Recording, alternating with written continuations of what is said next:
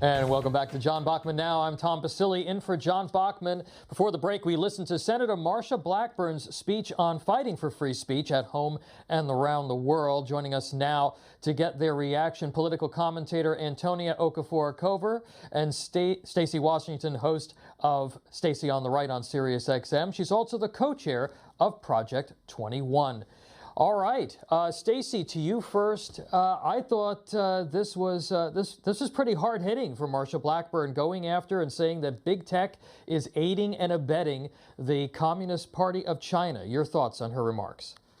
So I loved it. I think the best part was when she talked about the fencing at the Capitol and how it needs to come down, the concertina wire, the kind of fencing and barrier system that we utilize overseas in Afghanistan to secure our troops and our assets there around the Capitol where Americans can't get in. Absolutely unacceptable. But I think when she was talking about big tech, what she said rang true because she mentioned the president being banned and having his post removed and being fact-checked while he was still in office and then actually being removed, having no access to 88 million followers on Twitter, and then seeing his email drip service removed, which that had about 100 million subscribers to the emails. It's like 4 emails a day that we were getting from the president and about everything from the campaign to what he was doing in Washington, D.C.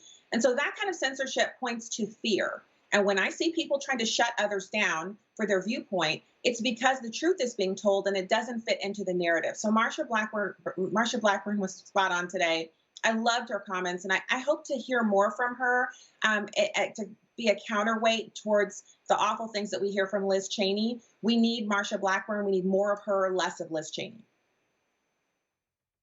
All right, Antonia, she also sort of laid out kind of a plan of attack against big tech, which I thought was very interesting, saying that, you shouldn't be able to track people, listen to them, and transmit their information without explicit consent. She also has talked about eliminating Section 230 protections for big tech. Your thoughts on her remarks?